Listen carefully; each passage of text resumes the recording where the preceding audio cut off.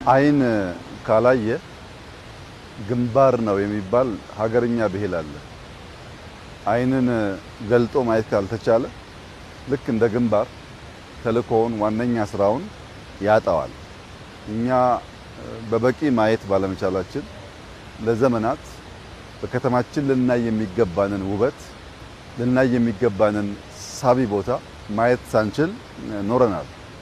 እንግዲህ እንደምታውቁት ኮከብ አጽብሃ የሚባለው በጣም እድሜ ጠገብ ሃይ ስኩል እዚህ ጋር ይገኛል። እዚህ የተማሩ በጣም ብዙ ሰዎች አሉ። ቀበና ስመጥር ወንዝ ነው፣ ድልድዩ በጣም ይታወቃል። በዚህ አካባቢ ብቸኛው ድልድይ ስለነበረ በዚህ ድልድይ ያልተሻገረ ይሄን አካባቢ የማያውቅ ብዙ ሰው የለም። አዲስ አበባ ቀበና አሁን ያለውን ቅርጽ፣ አሁን ያለውን መልክ፣ አሁን ያለውን ውበት ሊይዝ ይችላል ብሎ ማየት ያስፈልጋል። አስቀድሞ ማየት ሲቻል ስራ ይከተላል። ያው እንደምታስታውሱት ኮሪደር ስንጀምር ዋነኛ ስራችን የነበረው እንደ መሪ የወሰድነው 3P ነው። የመጀመሪያው ፒ ፕሌስ ነው፣ ቦታ። ቦታን ለይቶ አንጥሮ ማየት መቻል፣ ቦታን በበቂ መለየት መቻል። ሁለተኛው ፒ ፓተርን ነው። ቦታን ማየት ብቻ አይደለም፣ አጠቃላይ ጉዞውን ሲምለስ የሆነ ፓተርን ማልበስ ይፈልጋል። ሁለተኛው ፒ የነበረው ፓተርን ነው። ሶስተኛው ፒፕል ነው። ለሰዎች ምቹ እንዲሆን ቦታን አይተን ፓተርን አስይዘን ዜጎች፣ ታዳጊ ልጆች ሀገራቸውን እየወደዱ በሀገራቸው እየቧረቁ ማደግ አለባቸው የሚል ቁጭትና እምነት መሻት ነው የነበረን። ዛሬ እንግዲህ አዲስ አበባ ውስጥ መጠነኛ ቢች አየን፣ ሌክ አየን፣ ጄት ስኪ አየን፣ ትናንሽ ቦቶች አየን። የተጓዝነው 10 ኪሎ ሜትር ገደማ ነው። ከእንጦጦ ጫፍ ጀምሮ እስከ ቀበና 10 ኪሎ ሜትር፣ ከጣሊያን ኤምባሲ ጀርባ ጀምሮ እስከ ቀበና ሌላ 3-4 ኪሎ ሜትር እንዳየኸው በሁለቱም ሳይድ ወኮ ያለው በጣም ብዙ ቦታ ለልጆች መዝናኛ የሚሆን ቦታ አለው። ዛፎች፣ ፍሩቶች ተተክለዋል። ከላይ ጀምሮ በጣም ተተክሏል ፍሩት። የሚፈለገው ይሄ ነው። ወፎች መብላት እንዳይቸገሩ ፍሩት ካለ መጠጣት እንዳይቸገሩ ውሃ ካለ ይመጣሉ፣ ታያቸዋል። ኔቸር ይጠራራና ትክክለኛ ውበቱን ይገልጣል።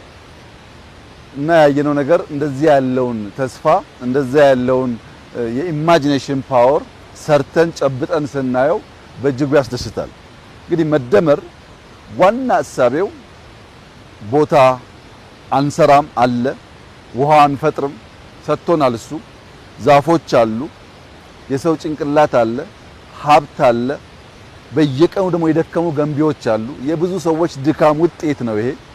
ያ ሲደመር እንደ አውትካም የሚፈጠረው ክሱትነት ነው። መደመር ፕሮሰስ ነው።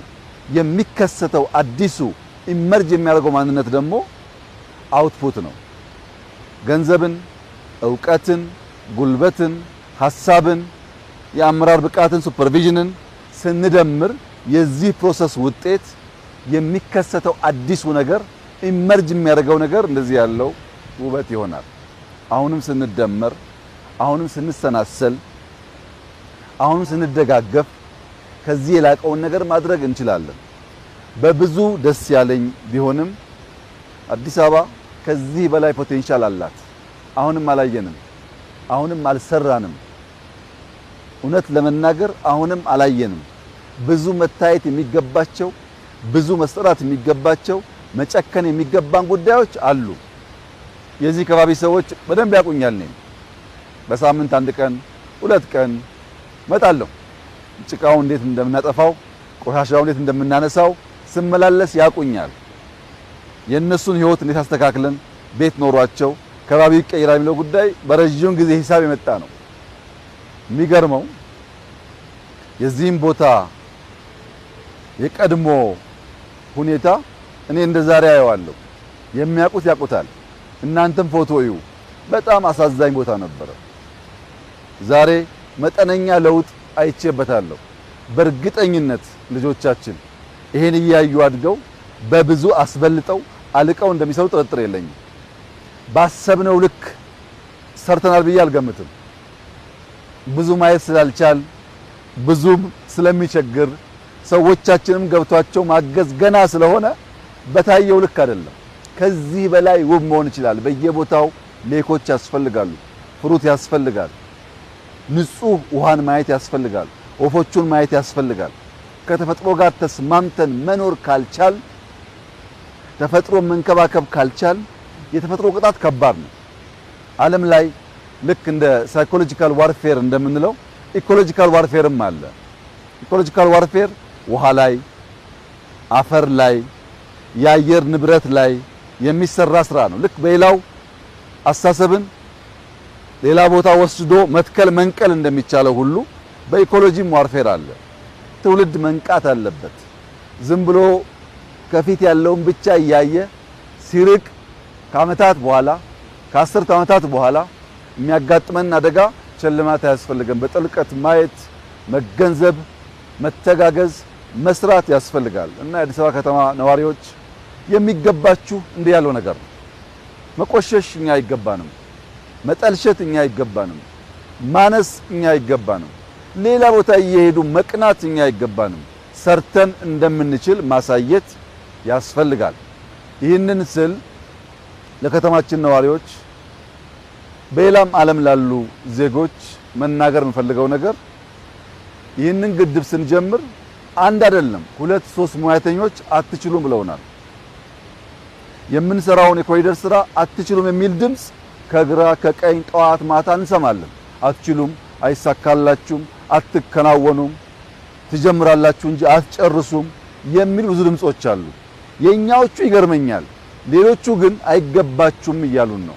የለም ይገባናል፣ የለም እንችላለን፣ ጥንታውያን ነበርን፣ በመሃል ጠፍተን ሊሆን ይችላል፣ ብንሰናሰል፣ ብንደመር፣ ብንተጋገዝ ውብ አገር አለን፣ ከማናችሁም የማያንስ ኢኮሎጂ እኛም ተሰጥቶናል ብለን መናገር ብቻ አይደለም ሰርተን ማሳየት አለብን። የሚደንቀው ነገር ይህ ስራ ሲጀመር እዚህ አካባቢ ያስቸገሩን ኃይሎች ነበሩ። ዛሬ ዋና አድናቂዎች እነሱ ናቸው፣ ዋና ተጠቃሚዎችም እነሱ ናቸው። እና ዜጎች ማየት እንድንችል፣ መንቃት እንድንችል፣ መሰናሰል እንድንችል፣ መስራት እንድንችል፣ ልጆቻችን እኛ ባለፍንበት መከራና ችግር እንዳያልፉ በተገለጠ ማንነት አብረን መቆም እንድንችል አደራ ማለት እፈልጋለሁ። አይናችን ግንባር እንዳይሆን አይናችን አይን እንዲሆን አገራችንን ማየት አብልጦ መስራት የሚቻል ነገር እንደሆነ አንዱ ማሳያ ቀበና ነው እና በጣም ደስ ይላል። ኑ እዩ፣ ተዝናኑበት።